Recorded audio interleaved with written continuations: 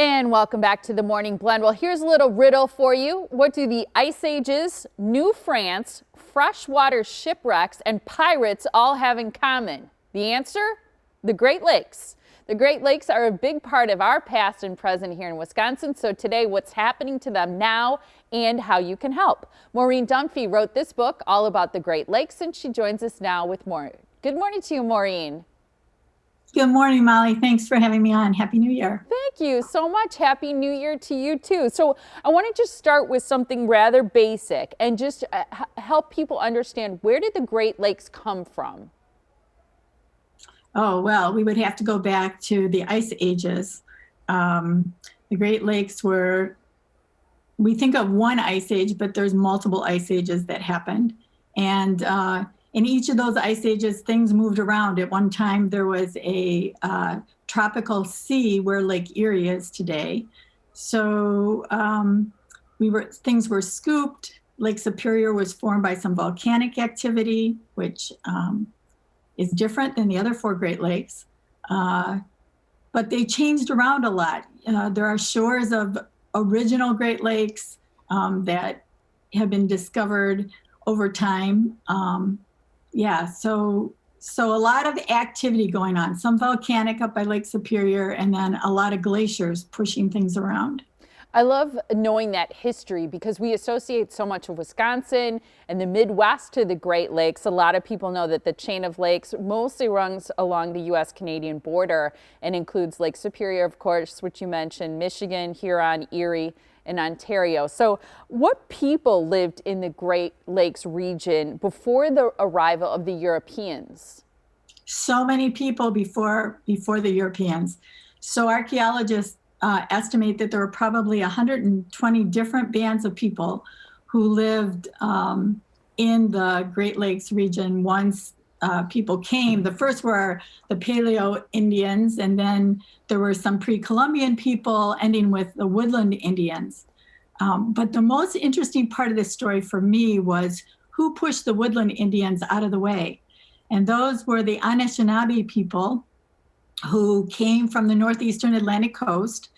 And the reason that they came here was because 7 different prophets predicted that there would be light-skinned people arriving on their shore that would bring death and destruction with them. So they were urged to migrate, which they did beginning in the year 1000. It was a 500-mile journey, and they stopped at 7 places along the way. It's called Seven Fires Migration. And at each place, they left some of their people there. The Anishinaabe people are people that we know as Ojibwe and Ottawa and Potawatomi. And they were told by these prophets that they would know where their new home, that they'd found their new home when they found food growing on water, which they did not understand apparently at the start of the journey. But they did end up at Madeline Island in Minnesota, Lake Superior, where they found food growing on water. And that's what we know as wild rice, which they refer to as manuum. And it is still cultivated today in the northern Great Lakes. So I think, we so often romanticize pirates, with so many movies about pirates. And I think it's fascinating because it was a part of our history I didn't think about, because I think people would wonder, did pirates ever sail the Great Lakes? They did, Molly. The pirates were here because there was a lot of valuable cargo going on. There was a lot of movement of furs and timber by ships all over the Great Lakes. And but there's only ever been one pirate formally charged with piracy on the Great Lakes, and that was Dan Seavey in the early 1900s.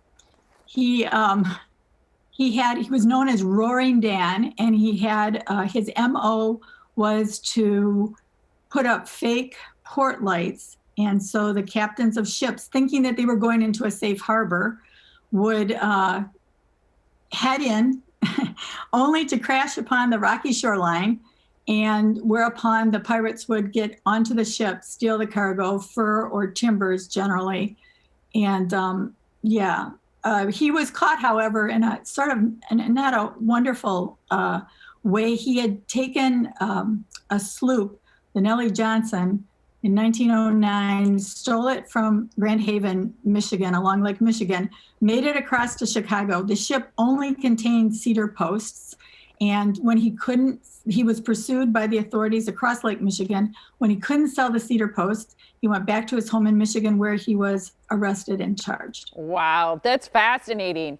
Okay, we're about to run out of time, but really quickly, identify one challenge that you think might be most important that the Great Lakes face today.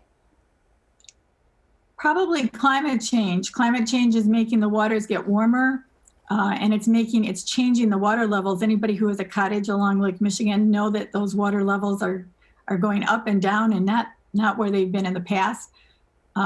Also invasive species. So those would probably be the top two. We have a lot of invasive species that are changing the entire portrait of who lives in the Great Lakes now. So important and interesting too. Great having you join us, Maureen. Thank you so much. Thanks so much, Molly. Have a good day. You too. I know the Great Lakes are a part of your history as a young girl, as a young adult, and then also traveling with your family and children. So here again is Maureen's book. It is called All About the Great Lakes. It can be found at local independent bookstores as well as wherever books are sold online. She also facilitates writing workshops and coaches other writers, helping them complete their manuscripts, which is great.